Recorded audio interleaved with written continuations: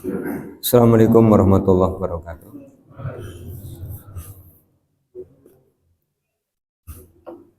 Innal hamdalillah nahmadu wa nasta'inuhu wa nastaghfiruh wa na'udzu billahi min syururi anfusina wa min sayyiati a'malina may yahdihillahu fala mudhillalah wa may yudlil fala hadiyalah.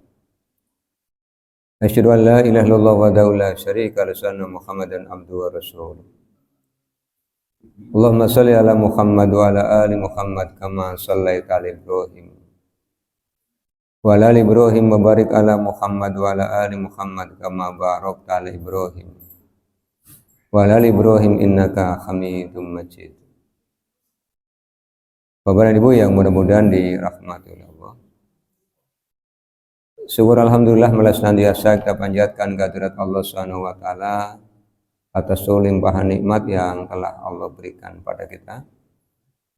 Salawat, salam dan keberkahan kita mohonkan kepada Allah agar senantiasa tercurah kepada Rasulullah Muhammad sallallahu alaihi wasallam dan keluarganya sebagaimana Allah telah mencurahkan salawat, salam dan keberkahan kepada Nabi Ibrahim alaihissalam dan keluarganya. Bapak Ibu yang mudah-mudahan dirahmati Allah, nanti kita ngajinya seperti biasa. Maghrib sampai Isya saya menyampaikan materi, nanti habis Isya baru kita diskusi. Insya Allah sampai jam 8 ya. Jadi medangnya nanti ya habis Isya sambil diskusi. Kembali ke setelan awal begitu. Ya, kalau kemarin kan karena darurat sipil, rada meriang jadi pengennya dipercepat. Kali ini sudah agak lebih baik. Jadi nanti kita habis Isya insya Allah lanjut diskusi. Di kajian kita sebelumnya sampai hadis 393 ya. Kita akan mulai dari bab 29. Babu kiblati ahlil madinati wa ahli syami wal masriqi. Bab kiblatnya penduduk Madinah, penduduk Syam dan penduduk yang ada di belahan sebelah timur. Imam Al-Bukhari mengawali dengan pernyataan laisa fil masriqi wala fil maghribi kiblatun. Tidak ada kiblat di sebelah timur dan tidak ada kiblat di sebelah barat. Ini ungkapan ini karena diucapkannya di Madinah. Ya. Madinah itu kan posisinya berada di sebelah utara Makkah, berada di sebelah selatan Palestina. Kan awal-awal Rasulullah SAW melaksanakan sholat itu menghadapnya ke arah Palestina, ke arah Baitul Maqdis, bukan ke arah Palestina, ke arah Baitul Maqdis. Hanya karena Baitul Maqdis yang berada di sekarang namanya Palestina ya. Ketika abad ke-7 belum ada nama Palestina.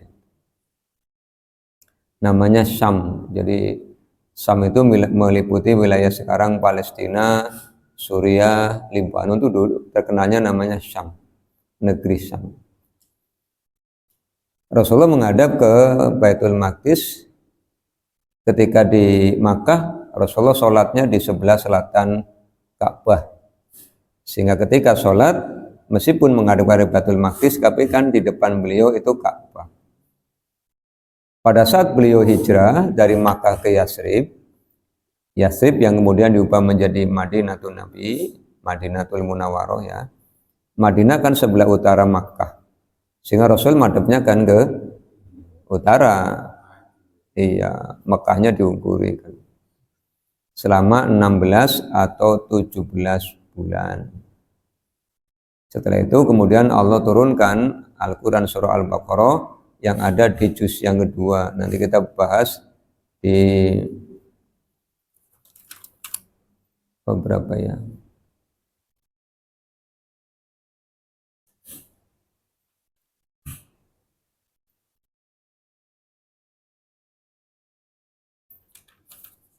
Bab 31 kayaknya nanti Bapak Ibu. Kita akan bahas itu. Di Al-Baqarah itu ada ayat begini kan. Qad nara taqalluba wajhika fis sama'i falanuwalliyannaka qiblatan tarduha. Ini ayat ketiga di juz yang kedua. Kata Allah, sungguh kami tahu Rasul, engkau bolak-balik menengadahkan wajahmu ke langit. Jadi setelah selesai salam, Rasulullah mesti dengar. Agar Allah memberikan perintah mengalihkan kiblat dari Baitul Maqdis ke Baitul Haram, ke Baitullah. Maka kemudian kata Allah, fawalli wajhaka satrul masjidil haram. Sekarang hadapkanlah wajahmu ke arah al-masjidil haram di Mekah. Rasulullah madhab ke selatan. Makanya di sini kalimatnya tidak ada arah kiblat sebelah timur, tidak ada arah kiblat sebelah barat, karena ngomongnya di Madinah.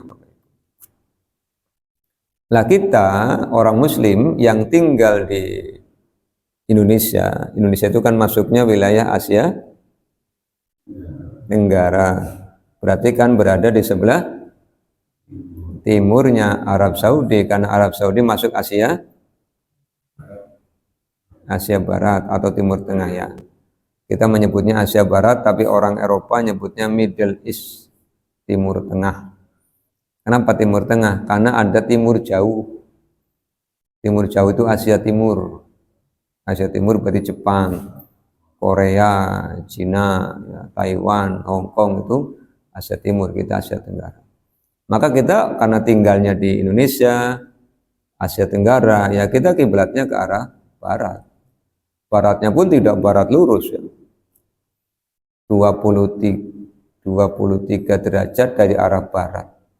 Makanya kan masjid kita itu masjidnya pas madhabnya ke timur, tapi arah kiblatnya serong. Ini kan sudah diukur ya, karena ada alatnya dan ada ahlinya.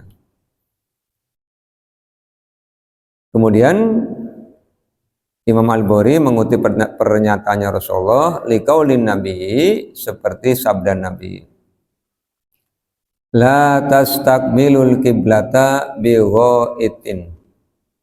La tastakbilu, janganlah kalian menghadap al-kiblata kiblat bighaitin. Al-ghaid itu toilet, WC, kloset ya. Bighaitin itu ketika buang air. Orang kalau masuk ke WC kan mau buang air Bapak Ibu. Jadi jangan menghadap kiblat ketika sedang buang air. Au baulin, atau sedang kencing, baul. Walakin, dan tetapi, syariku, menghadaplah ke arah timur, au ghoribu, atau menghadaplah ke arah barat. Kali lagi ini ngomongnya di Madinah. Jadi kalau buang air di Madinah itu madhabnya ke timur atau ke barat, jangan ke utara, jangan ke selatan. Karena kalau ke selatan berarti menghadap ke Ka'bah, kalau ke utara membelakangi Ka'bah. Lah kalau kita orang Indonesia, ya jangan menghadap ke timur, jangan menghadap ke barat, menghadaplah ke arah utara atau selatan. Makanya kloset-kloset sekarang kan sudah didesain begitu. Jadi madhabnya utara selatan. Jadi jongkoknya bisa madhab ke utara apa ke selatan. Kalau zaman belum ada WC di rumah, orang kan buang air itu di sungai Bapak Ibu. Padahal sungai di wilayah kita kan rata-rata mengalirnya ke utara. Berarti kan bentengnya antara timur dengan barat. Kalau jongkoknya di benteng, ya mesti madhab atau ngungkuri kiblat. Maka dibuatlah powotan. Tahu powotan? Powotan kan sing nganggone pring, Pak. Nah, jadi ini tongkrongnya yang tengah-tengah powotan. Pas tongkrong ana wong liwat panyebrang kan kangelan ya. Kok disit lagi tanggung ya gitu ya. Iya, kita mengalami masa-masa susah begitu, Bapak. Iya. Sekarang kalau anak-anak diceritani ya, kayak apa sih Pak? Ya Anda tahu, beda generasi ya Pak. Iya. 394 hadisnya sekarang. Haddatsana Ali ibn Abdullah qala haddatsana Sufyanu qala haddatsana Az-Zuhri an Atha ibni Yazid al-Laitsi an Abi Ayyub al-Ansari anna Nabiyya sallallahu alaihi wasallam qala, bahwasanya Nabi sallallahu alaihi wasallam telah bersabda, "Idza apabila ataitum kalian mendatangi al-ghaid WC ya.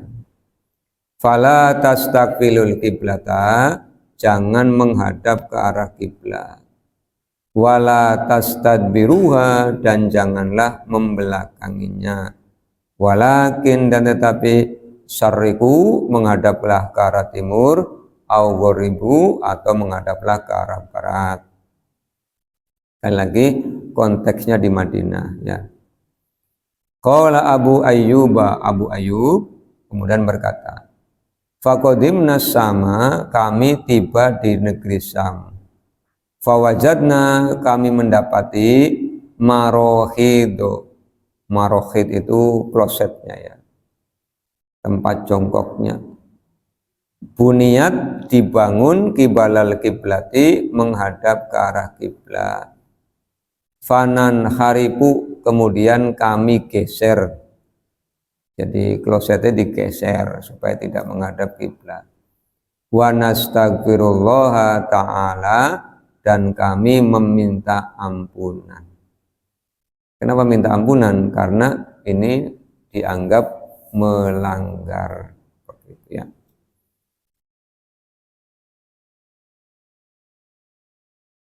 Wa an-Zuhri an Atha qala sami'tu Abu Ayyuba anin Nabi sallallahu alaihi wasallam mislahu. Sudah tadi ya. Sekarang bab 30. Babu qaulillahi ta'ala, bab firman Allah Ta'ala. Surah Al-Baqarah 125. Wattakhidu mim maqami Ibrahim musalla, dan jadikanlah oleh kalian di antara makom Ibrahim. Makom itu tempat berdirinya Nabi Ibrahim ketika meninggikan dasar-dasar Ka'bah. Bukan makom bahasa Jawa apa bahasa Indonesia? Makam bahasa Indonesia. Makom itu tempat ya. Karena Nabi Ibrahim itu oleh Allah mendapatkan tugas untuk meninggikan dasar-dasar Ka'bah. Pondasinya masih ada, tapi Ka'bahnya rusak, diterjang banjir ketika eranya Nabi Nuh.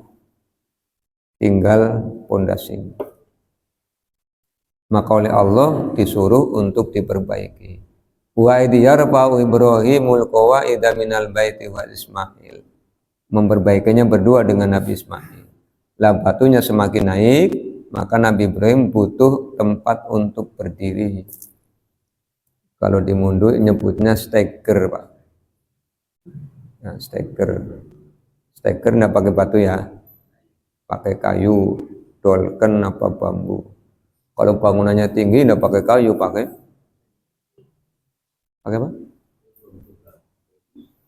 Pakai besi yang sudah dipasang dengan krep gitu ya. Namanya kapol ding, nembe ngartinya kapol. Arne kapol ding. Iya, nyong artinya steker. Nah itu kalau Bapak Ibu nanti pergi haji atau umroh, di sebelah utara Ka'bah itu ada yang dikurung itu. Nah itu makom Ibrahim. Kemudian ada lengkungan, yang ini. Ada lengkungan itu di depan pintu Ka'bah. Lah disitulah tempat untuk sholat di situ. Biasanya antri, Pak, karena semua orang pengen ya, makanya gantian masuk. Supaya bisa sholat harus saling tolong menolong. Caranya bagaimana? Nawari orang dulu, mau sholat Pak? Ya, yuk Pak, tak tunggu nih. Nanti kita jaga nih berempat. Nanti dia selesai gantian. Kalau enggak keserek-serek kan angel Pak. Itu caranya begitu. Iya, geser-geser. Apalagi kalau haji ya, umroh aja umpel-umpelan ya. Semua orang pengen. Ini namanya makom Ibrahim, di antara makam Ibrahim dengan dinding Ka'bah itu oleh Allah diperintahkan untuk sholat di situ. Di bab 30 ini Imam Al-Bukhari mengetengahkan ada 4 hadis. Yang pertama 395. Haddatsana Al-Humaydi qala haddatsana Sufyanu qala haddatsana Amr bin Dinarin qala. Sa'alna, ini yang cerita adalah Amr bin Dinar, sa'alna ibna Umaro. Aku bertanya kepada Ibnu Umar, Abdullah bin Umar ya. An rajulin, tentang seseorang tofa bil baiti al umrota, yang tawaf di Ka'bah untuk umroh. Walam yatuf baina sofa wal marwati, tapi belum sa'i. Ayati imro'atahu, apakah dia boleh mencampuri istrinya? Jadi umrohnya belum selesai, boleh tidak mencampuri istrinya? Faqala, kemudian Abdullah bin Umar menjawab, qadiman Nabi sallallahu alaihi wasallam, dulu Nabi fatoba bil baiti sab'an. Rasulullah tawaf di dekat Ka'bah sab'an 7 kali. Wa shalla khalfal maqami rakaataini. Kemudian setelah selesai tawaf, beliau sholat di belakang makom Ibrahim 2 rakaat. Wa tawafa baina Safa wal Marwati. Tawafa itu artinya bolak-balik Bapak Ibu ya. Sa'i antara Safa dan Marwah. Kemudian kata Abdullah bin Umar, wa qad kana lakum fi Rasulillahi uswatun hasanah. Jadi kalau umroh ya selesaikan dulu rangkaian rukun umrohnya. Jangan sampai belum selesai malah nyampuri istri, batal nanti umrohnya, harus diulangi. Ya.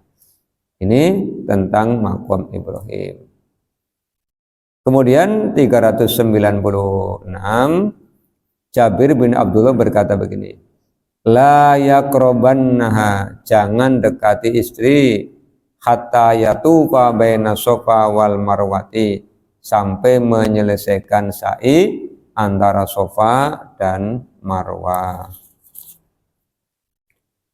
397, Ibnu Sulaiman berkata, sami'tu Mujahidan qala utiya ibnu Umaro faqila lahu, didatangkan kepada Abdullah bin Umar, kemudian dikatakan kepadanya, hada Rasulullah sallallahu alaihi wasallam daholal Ka'bata.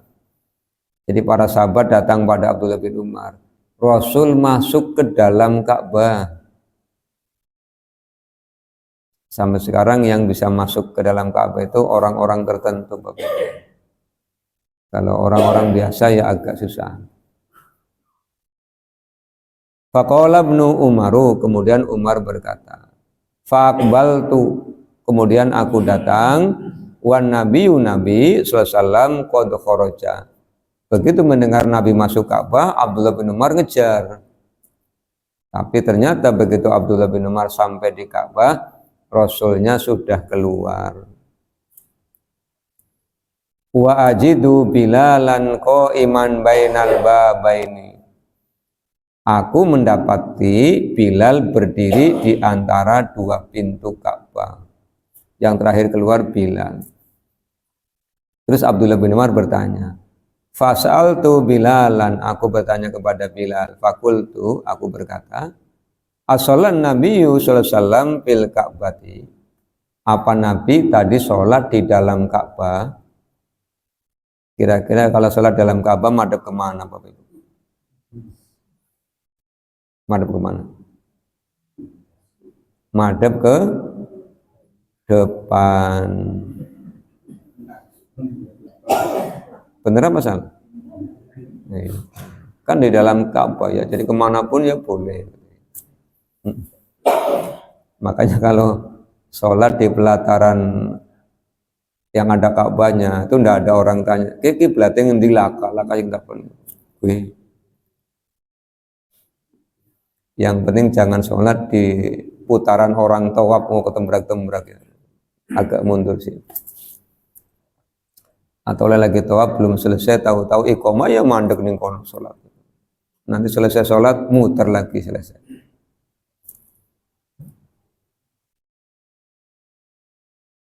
Jadi pengen mana-mana ya Pak.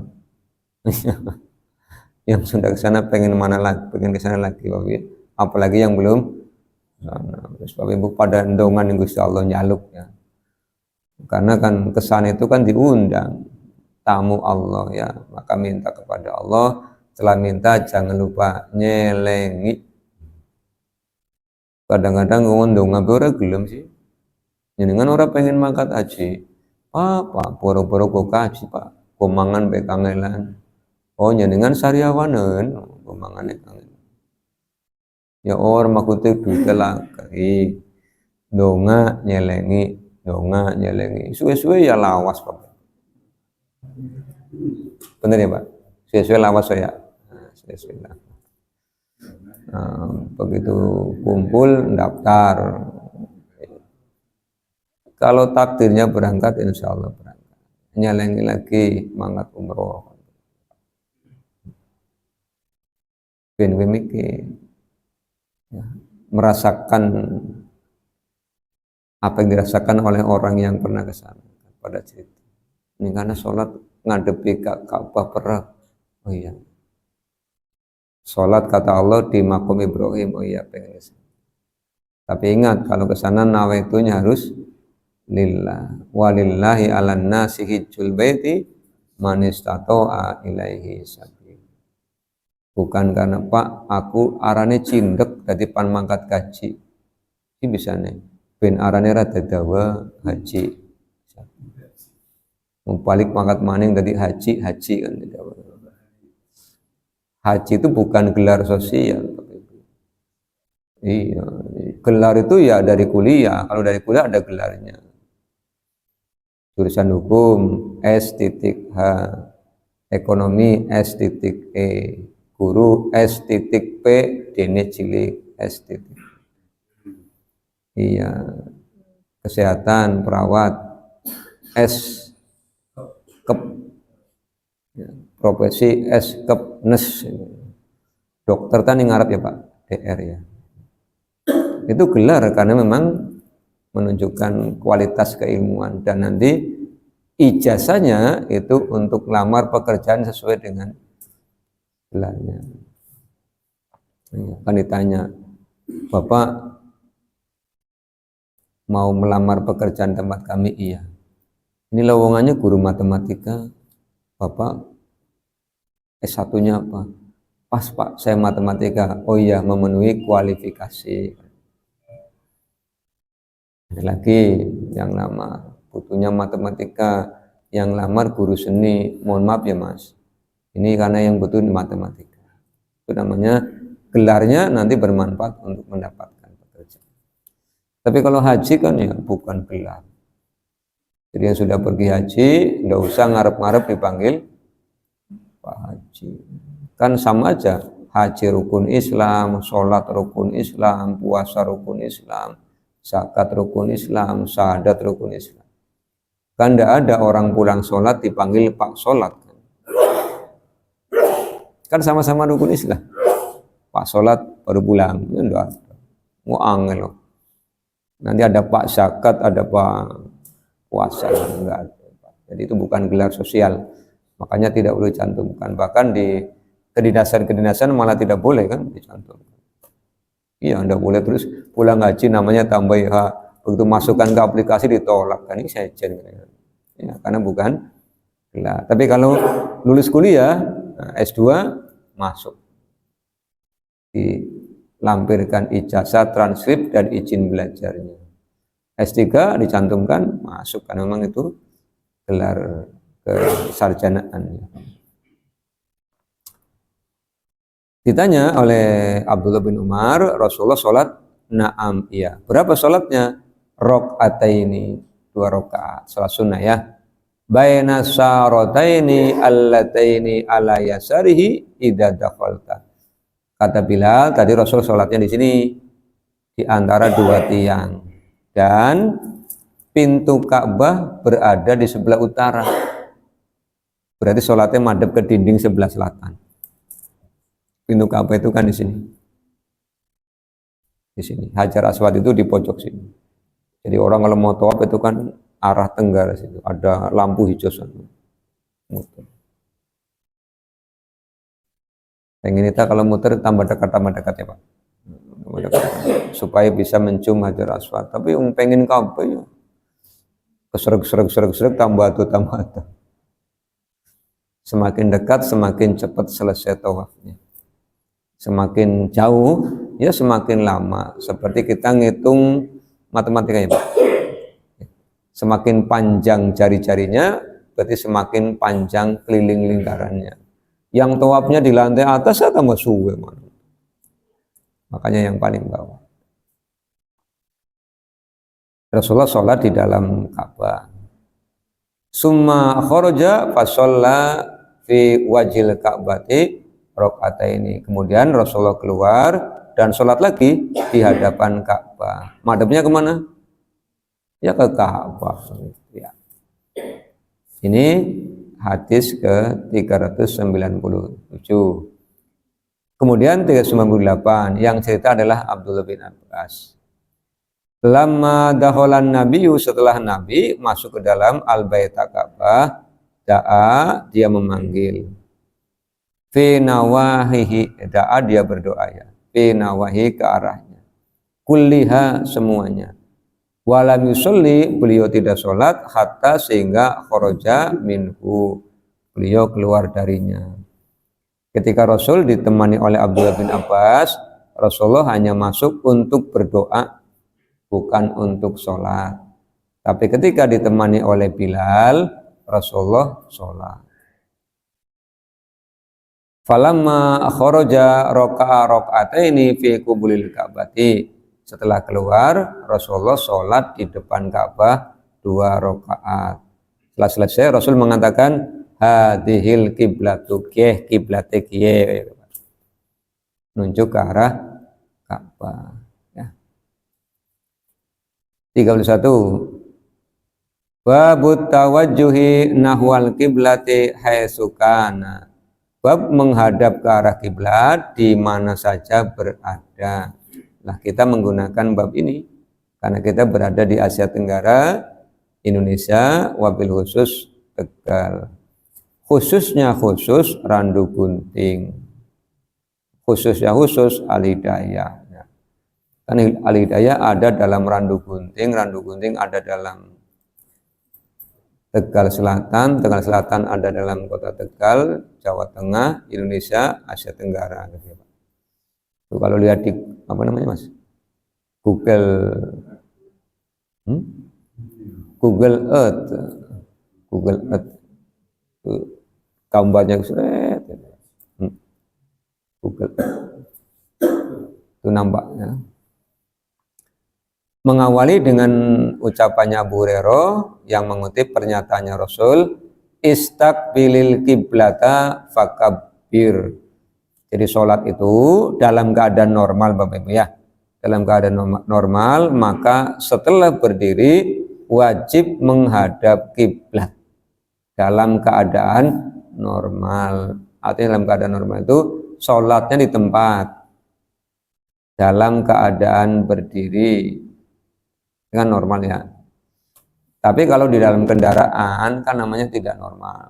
Apalagi di atas perahu atau sedang sakit. Kalau sakit kan ya agak susah. Mau menghadap kiblat Pak, angin Pak, sing madhep napa nih? Awake apa wajahnya? Soalnya wongnya bisa miring Pak. Bisanya ngaplang kan madhep kiblatnya angel Bapak Ibu. Ya. Mujur ngalor ya madhepe mendur, mujur ngetan ya madhepe mendur. Karena sholat itu tetap wajib dilaksanakan selama ingatannya masih ada, walaupun badannya sudah tidak bisa bergerak.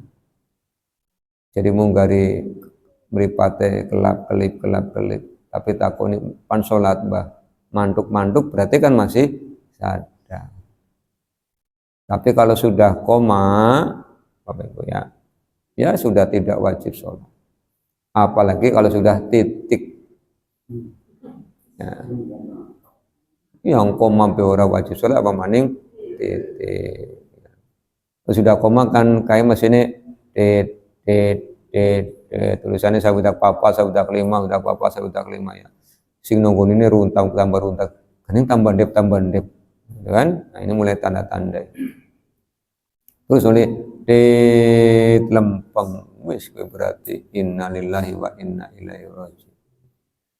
Ya selesai. Penyung nontonin yang film-film kayak gitu. Begitu. Selama masih ada ingatannya ya wajib sholat. Kemudian setelah menghadap kiblat, sholat itu dibuka. Bagaimana membuka sholat? Wakabbir, bertakbirlah. Maka Bapak Ibu, kalau sholat jangan hanya sekedar mengangkat tangan, harus mengucapkan Allahu Akbar, karena itulah yang membuka sholat. Kalau mengangkat tangan tidak ngomong Allahu Akbar, berarti sholatnya belum dibuka. Dalam kitab Kifayatul Akhyar, sholat itu diartikan secara syariat ya, ibaratun an aqwali wal af'ali muftatahatun bitakbiri. Kegiatan yang melibatkan perbuatan, melibatkan ucapan, muftatahatun dibuka. Dengan apa? Bitakbiri, dengan takbir. Maka disebut dengan takbiratul ihram. Apa makna takbiratul ihram? Kalau sudah mengucapkan takbiratul ihram, dilarang berkegiatan di luar sholat. Termasuk dilarang mikiri kegiatan-kegiatan di luar sholat. Kalau sudah Allahu Akbar, lupakan kegiatan di luar sholat. Jadi jangan sampai sudah Allahu Akbar kelingan. Aduh, goreng tempe durung prakat kelalen. Sing mau lagi mangan gorengannya alot nambah setengah ya kelingan. Ini namanya sholatnya masih mengikuti yang di luar sholat. Wakabbir. Jadi harus mengucapkan Allahu Akbar. 399. Yang bercerita adalah Al-Bara bin Azib radhiyallahu anhu. Dia berkata, karena adalah Rasulullah SAW, sholat telah sholat nahwa Baitul Maqdisi, menghadap ke arah Baitul Maqdis, sittata asyara aw sab'ata asyara syahron, selama 16 atau 17 bulan selama di Madinah. Wa kana, dan adalah Rasulullah SAW yuhibbu, suka ayyuwajjaha, menghadap ilal Ka'bati, ke arah Ka'bah. Tapi Rasulullah lebih suka menghadap ke arah Ka'bah. Fa'anzalallahu, kemudian Allah turunkan ayat ini yang tadi saya bacakan Bapak Ibu. Al-Baqarah 144 ya. Qad nara taqalluba wajhika fis sama'i falanuwalliyannaka qiblatan tardoha fawalli wajhaka satrul masjidil haram. Fatawajjaha, kemudian Rasulullah menghadap nahwal Ka'bati, ke arah Ka'bah. Yang seperti ini diprotes Bapak Ibu. Oleh siapa? Oleh orang-orang Yahudi. Waqala, dan berkata as-sufaha'u, orang-orang bodoh, minan nasi, di antara manusia, wahum, dan mereka al-yahudu, orang Yahudi. Maka di ayat pertama juz yang kedua Allah sudah menyampaikan, sayaqulu sufaha'u minan nasi ma wallahum an qiblatimul lati kanu 'alaiha. Kata Allah, kita bakal pada protes Rasul, wong-wong sing ora paham. bisane madhep ke kiblat ngalih ya kowe Pak. Nanti jawab qul lillahil masyriqu wal maghrib, katakanlah bahwa timur dan barat itu milik Allah. Allah akan menunjuki siapa yang Allah kehendaki. Ini Allah sampaikan. Makanya mereka mengatakan begitu ya, ma wallahum an qiblatimul lati kanu 'alaiha. Qul lillahil masyriqu wal maghrib yahdi may yasha'u ila siratim mustaqim. Al-Baqarah 142. Tafsirnya sudah kita kaji di kuliah Sabtu pagi. Fasalla, kemudian Nabi sholat setelah turun ayat ini, sholat asar. Rasulullah sudah tidak menghadap ke arah Baitul Maqdis, tapi sholatnya ke arah Baitul Haram, ya, ke arah Ka'bah yang ada di Mekah. Ada seseorang yang sholat bersama Nabi. Summa, kemudian kharaja, dia keluar, ba'da ma sholla, setelah selesai sholat, orang ini pulang. Famarro ala qaumin minal ansori fi sholatil asri. Dia melewati orang-orang Ansor sedang sholat asar, masih menghadap ke arah Baitul Maqdis, Pak. Padahal di Nabawi sudah sholatnya menghadap ke selatan. Ini di masjidnya orang Ansor ini masih menghadap ke utara. Maka sahabat yang lewat ini kan habis sholat asar dengan Nabi, yang di sini belum selesai. Kemudian dia bilang begini, faqala huwa yashhadu annahu shalla ma'a Rasulillah sallallahu alaihi wasallam wa annahu tawajjaha nahwal Ka'bati. Dia bilang, aku bersaksi tadi sholat dengan Nabi, madhabnya sudah pindah, bukan madhab ke sana lagi. Lalu yang sholat bagaimana Bapak Ibu? Malik, ya, fataharrafal qaumu, ya, orang sholat pada balik kanan. Malik yang tadinya madhab utara, begitu diberitahu kiblatnya ganti, imamnya pindah beli Pak, makmumnya muter. Hatta tawajjahu nahwal Ka'bati, sehingga mereka menghadap ke arah kiblat. Ini pelajaran bagi kita, barangkali suatu saat sholat bukan di masjid, pada saat kita bepergian, kemudian ternyata arah kiblatnya keliru dan sholatnya belum selesai, ada yang mengingatkan wajib pindah arah kiblat. Ajalah tutuguna pembeli teman. Ya, Pak. Jadi misalnya sholat tempat terbuka, kemudian kan kalau mataharinya tertutup awan, kita kan tidak tahu arah timur barat itu. Terus ditambah kenang penyakit apa Pak? Kaider, ya. Kaider. Bahasa Inggris, ya. Iya. Kaider. Ya, kadang-kadang begitu, ya. Naik bis Pak. Begitu grok madhep ngetan, ya gue perasaannya madhep ngetan, padahal kan bisa kan menggak sampai di tempat tetap perasaannya madhep ngetan. Barang dalan kan ini sering ini pangelor, kayak wis kena kayak wong keter kayak. Apalagi kau datang ke tempat itu tengah malam, wis menggak, anjoge jam 12 bengi, begitu jerut rada mumet pisan, wis keter man. Setelah itu mau sholat ngelar sajadah orang takon wong kono, pokoknya kita madhep kiblat, perasaannya gitu. Begitu isya nomor 2 rakaat ada yang datang, Pak, gue salah, ini madhepnya ngalor. Aja jawab, ada ya batal menjawab. Orang setempatnya terus ngomong, kayak madhep mana? Ya tinggal geser sajadah pimen Pak, ya digeser orang apa-apa. Yang penting jangan ngomong. Ya wis lah, tak geser saja dai, ya batal wong ngomong sih. Ngomong. Saya pernah cerita pada Bapak Ibu, ya.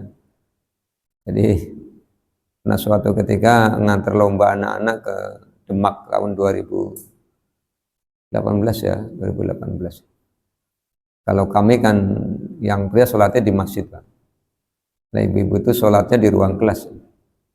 Ada teman guru PA itu yang sholat, begitu saya selesai sholat asar, dia lagi sholat madep ke selatan. Karena sholatnya agak di pinggir sana kan, kalau saya ngomong enggak kedengar. Aja kan totok sendilan itu. Dia nengok, terus saya bilang, kiblatnya sana, bukan sana. Malah marah nih, pimin pak. Repatan. Bisa nih ngomong sih bu. Lah jenengane wong sholat dijak ngobrol kayak gitu. Nyong orang ngejak ngobrol jenengan, nyong nudukna kiblatnya jenengan salah pengidul, sing bener mana? Ora bener jare siapa? Mulai nyong pan sholat jare mana? Ke meni ke masjid ke? Kowe masjid kowe. Iya ya, jebule salah ya. Si pimin pak, ya balik ini jeneng ngobrol pirang-pirang kalimat ya bakat balik ini. Gara-gara jenengan nyong suli rong rakaat ya. Jadi kalau diingatkan begitu, ndak usah jawab ya Pak. Nengok, kemudian diberitahu, kiblatnya mana? Ya tinggal, berarti kalau menghadap ke selatan tinggal hadap kanan ya. Kanan apa kiri? Hadap kanan. Ya gunakan ilmu ke PBB-annya ya. Karena ada baris. Makmumnya bagaimana? Ya tinggal ngikuti di belakang. Ini kan kejadian sih. Diberitahu sholatnya menghadap ke arah Baitullah ya, Ka'bah paling kanan. Makmumnya ikut paling kanan. Kemudian hadis ke-400 ya. Kalau ini sholat di atas kendaraan Bapak Ibu ya. Yang cerita Muhammad bin Abdurrahman dari sahabat Jabir. Karena Rasulullah SAW yusolli ala rohilatihi haitsu tawajjahat. Rasulullah kalau sholat di atas kendaraan menghadap searah-arah kendaraan. Faida arodal faridota, apabila beliau ingin sholat fardu, nazala turun fastaqbalal kiblata, kemudian menghadap ke arah kiblat. Rasulullah kalau sholat di kendaraan itu khusus sholat tatawu, sholat sunnah. Kalau sholat fardu, Rasulullah turun. Catatan, karena ini kendaraannya pribadi. Onta kan kendaraan pribadi, jadi bisa berhenti kapan saja. Tapi kalau Bapak Ibu meskipun berkendaraan darat, kendaraannya umum, kan ya tidak bisa turun sembarangan. Kan? Naik bis umum, masuk tol, terus dengar alarm di HP, adzan asar, terus ngomong nyongpan mudun. Tol kan ya angel ya Pak, sholat. Kecuali bareng-bareng nanti masuk rest area, lah itu bisa. Atau pakai kendaraan pribadi lebih gampang. Atau kendaraan pribadinya motor lebih gampang lagi. Dari sini mau ke Solo atau ke Jogja naik motor. Begitu waktu zuhur, ndak ke masjid, berhenti aja. Kemudian pinggirkan kendaraannya, kalau ada air wudhu, kalau tidak ada air ya tayamum. Sholat aja di pinggir jalan. Kan kata Rasulullah, semua bumi adalah masjid. Ya, syukur-syukur bahwa alas sajadah gelar sholat. Nanti motornya gunakan sebagai sutroh, jadi taruh di depannya sebagai penghalang. Satu sutro, yang kedua ya kalau dijaga ini aja tenan buri. Bukan ada singgawa. Begitu salah motor laka kan ya keter. Kalau di depan kan ya satu sebagai sutro, yang kedua untuk dijaga. Karena Rasulullah kalau sholat menancapkan anazah, tongkat tombak kecil. Kalau enggak ya untanya suruh menderum, suruh ngelabruk sebagai sutro. Wong kita naiknya motor ya motornya sing dadi sutro ya. Barangkali ada orang lalu lalang sih di depan kita kan ya nanti enggak. Kalau kendaraan udara ya kan ya enggak bisa turun. Masa naik pesawat mau turun untuk sholat kan ya angel mau tiba. Kendaraan laut juga enggak bisa turun. Silahkan searah dengan arah kendaraan. Tapi kalau turun di tempat biasa ya wajib menghadap kiblat. Kemudian 401, Ini yang cerita adalah Ibrahim. La adri zada aw naqasa. Aku lupa ya. Aku tidak tahu nambah apa kurang. Falamma, maka setelah salam kila dikatakan lahu kepada Rasul. Jadi Rasulullah SAW itu sholat jumlah rakaatnya kurang, Bapak Ibu. Ya Rasulullah, wahai Rasul, ahadasa fi sholati syai'un. Apa ada berita baru tentang sholat? Maksudnya apa? Ini sholatnya dikurangi apa tidak? Terus nabinya menjawab, wa madzaka, ada apa? Qalu, mereka berkata, sholaita kaza wa kaza, panjenengan sholat seperti ini. Oh, sholatnya kurang.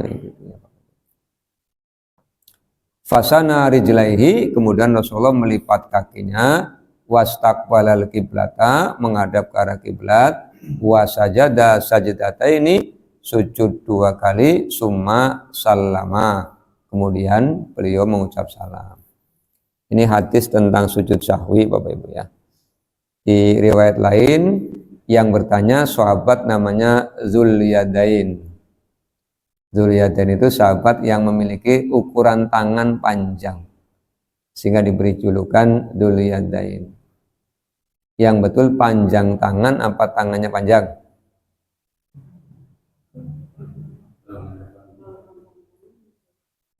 Tangannya panjang apa panjang tangan? Tangannya panjang. Zulyadain ya. Ya Rasul, apakah sholat dikurangi? Rasulullah bilang enggak, tapi 2 rakaat. Terus Rasulullah bertanya kepada yang lain, iya benar apa tidak? Yang dikatakan Zulyadain benar ya Rasul. Hanya semua sahabat diajak masuk masjid lagi. Terus Rasulullah sholat 2 rakaat lagi. Setelah tahiyat selesai, Rasulullah sujud sahwi. Para sahabat ikut sujud sahwi. Jadi kalau lupa jumlah rakaatnya kurang, bukan diulangi, tapi ditambah. Bagaimana kalau lebih? Ya langsung sujud sahwi. Misalnya selesai salam kok dibilangi, Pak, jenengan mikir ngimami duhur 5 rakaat. Gani meneng kabeh, yang keder mau ya, pimin ya ngelingnane.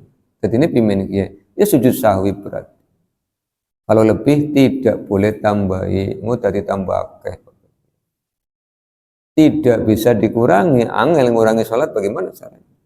Nah, iya tidak bisa, maka langsung sujud sahwi. Kalau jamaahnya belum pada pulang ya diajak bareng-bareng. Kalau pada pulang bagaimana? Ya cukup imamnya saja. Ya, kalau imamnya sujud sahwi, ya makmumnya ikut.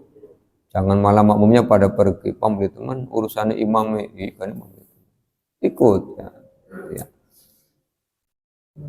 Jadi sujud sahwi itu boleh sebelum salam, boleh sesudah salam. Jumlahnya 2 kali sujud. Rasulullah bilang begini, innahu law hadasa fi sholati syai'un lanabba'tukum bih. Jika ada berita tentang sesuatu dalam sholat, pasti akan kami beritahukan kepada kalian, kata Rasul. Walakin, dan tetapi, innama, sesungguhnya anak saya basyarum mislukum, aku manusia seperti kalian. Ansa kama tansauna, aku bisa lupa sebagaimana kalian bisa lupa. Fa idza nasitu fazakiruni, maka apabila aku lupa, ingatkanlah aku. Jadi kalau imamnya lupa, makmumnya wajib mengingatkan. Ngomong subhanallah kalau makmumnya laki-laki. Kalau makmumnya perempuan, tepuk tangan. Ya. Wa idza syakka ahadukum fi sholatihi falyataharras shawaba. Jika kamu ragu dalam sholat, maka pilih yang mantep. Ya, asar telu apa papat ya, pilih satu yang mantep. Telu berarti tambah siji. Papat ya gagian mudun jagung. Aja papat tutu genong tadinya 5 ya, pilih yang mantap. fal yutimma alaihi, kemudian sempurnakan kata Rasul. Summa kemudian liusallim, salamlah. Summa yasjudu sajdataini, kemudian sujudlah 2 kali sujud. Ketika sujud apa yang dibaca? Tidak ada bacaan khusus untuk sujud sahwi. Ya. Bisa? Ya, sampai dengan bab 31, hadisnya 401. Kalau ada pertanyaan nanti kita diskusikan setelah selesai sholat isya.